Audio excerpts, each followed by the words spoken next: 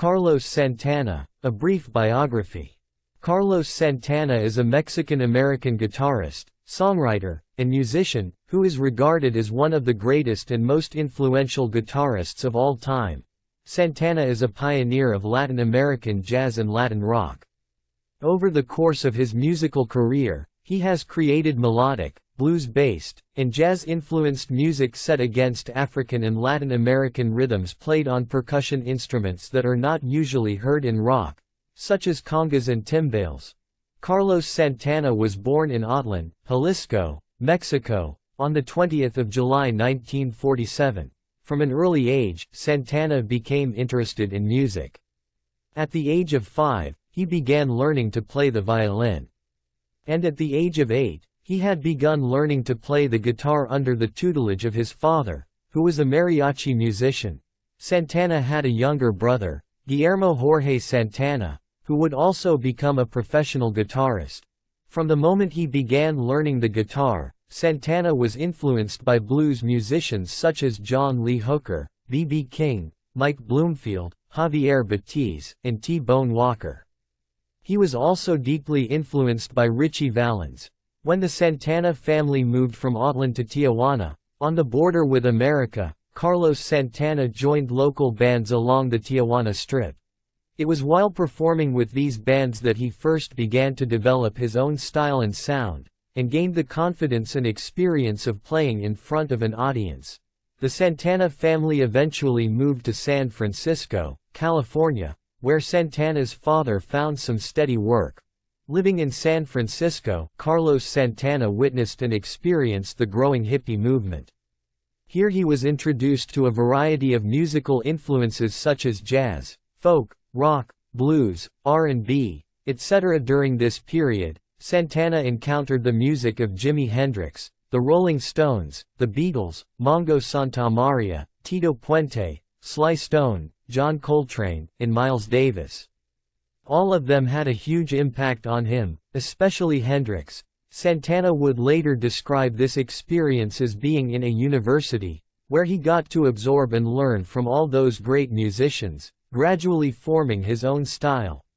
After spending a few years working as a dishwasher and busking on the streets of San Francisco, Carlos Santana finally decided to become a full-time musician.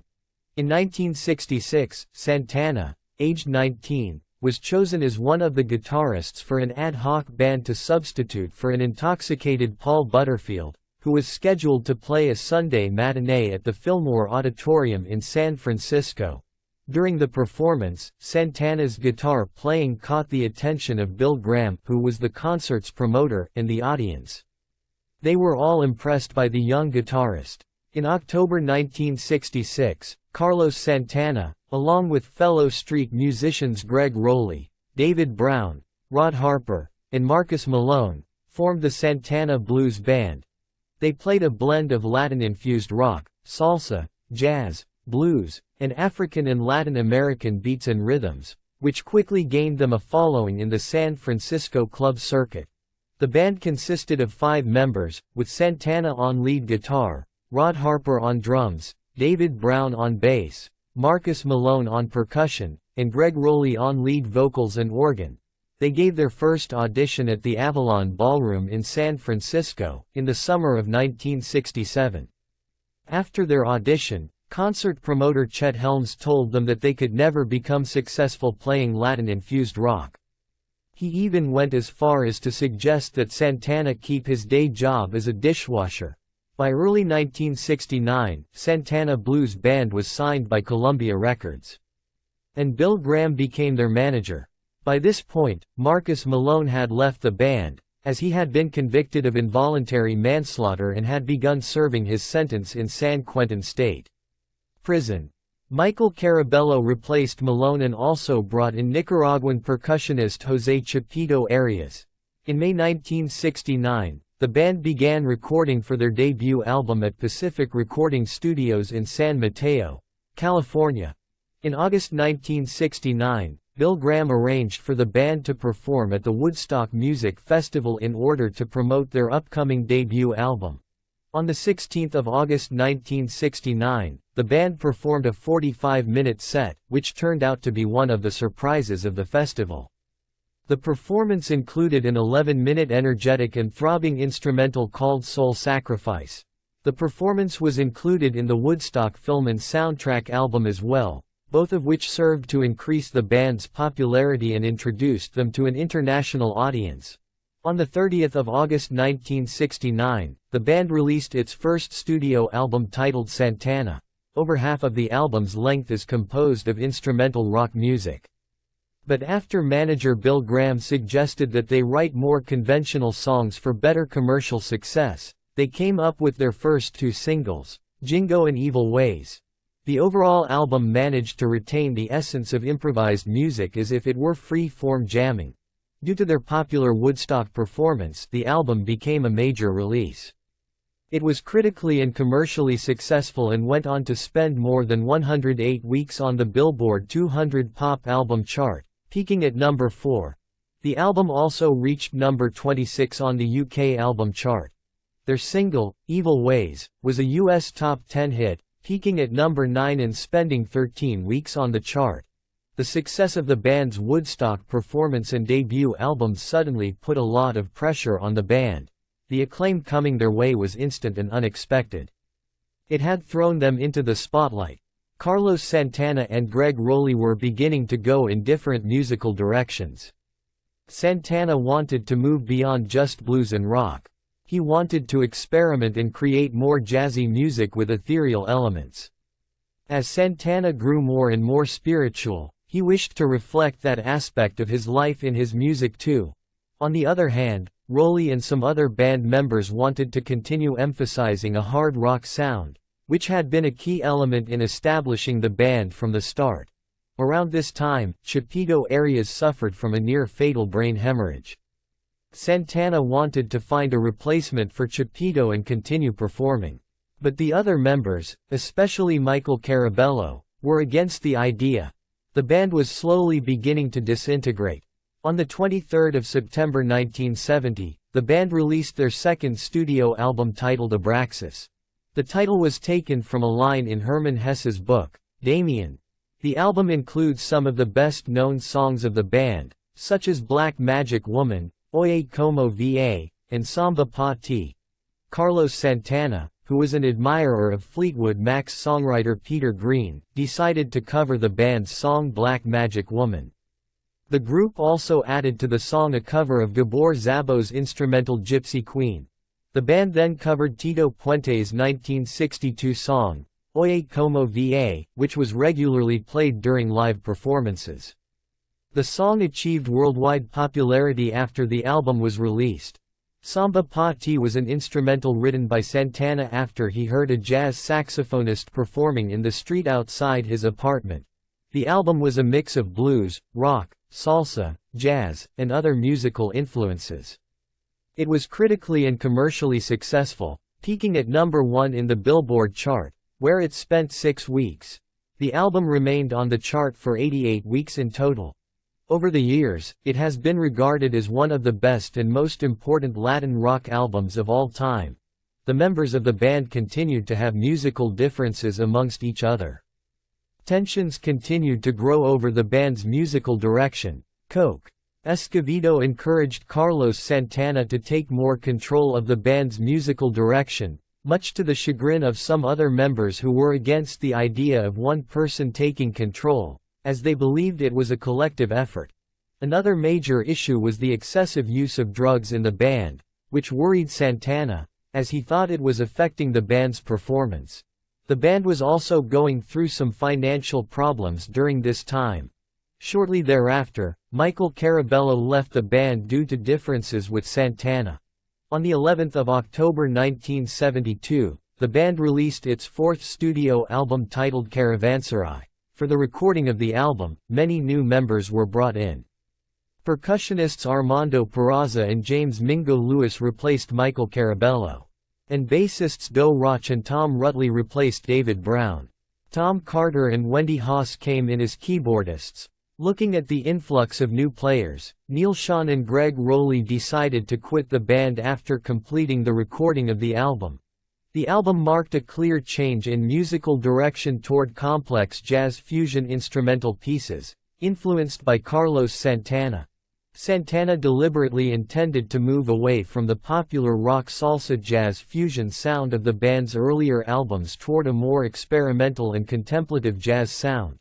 When the president of Columbia Records, Clive Davis, first heard the finished album, he warned the band that they were committing career suicide and sabotaging their position as a top 40 act.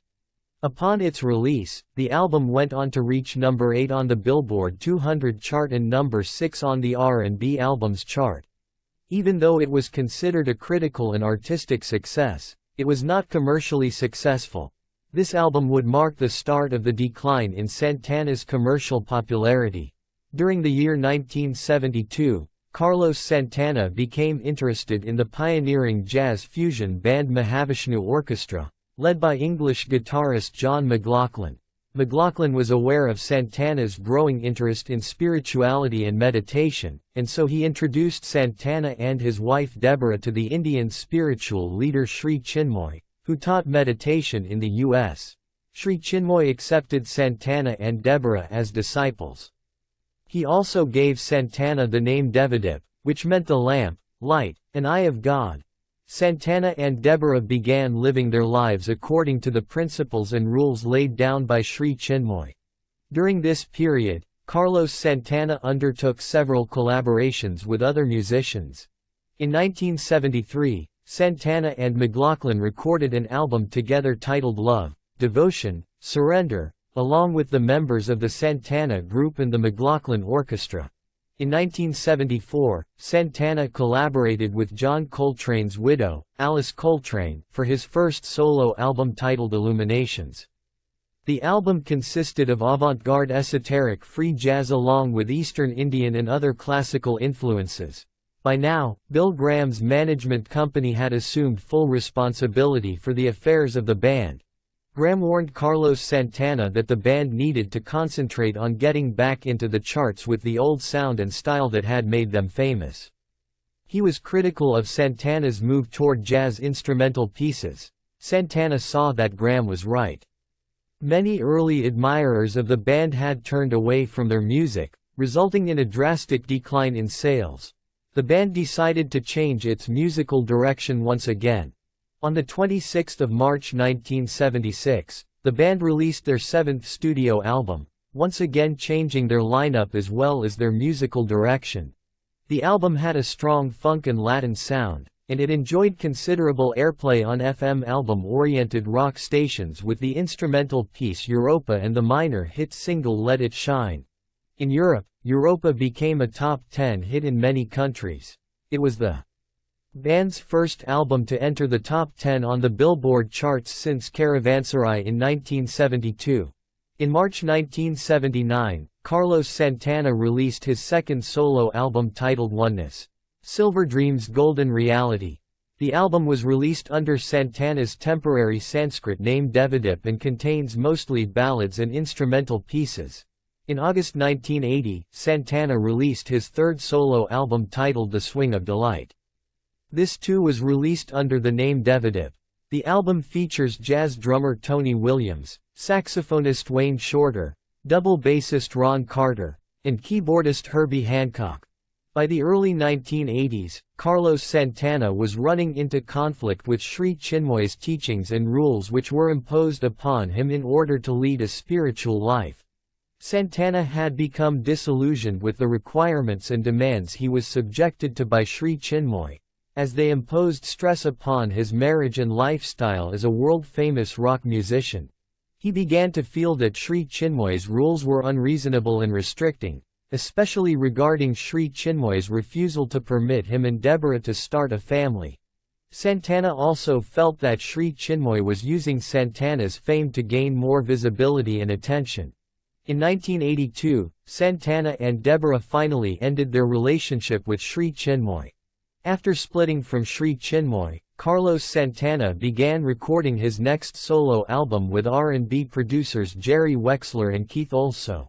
The album, Havana Moon, was released on 1 April 1983.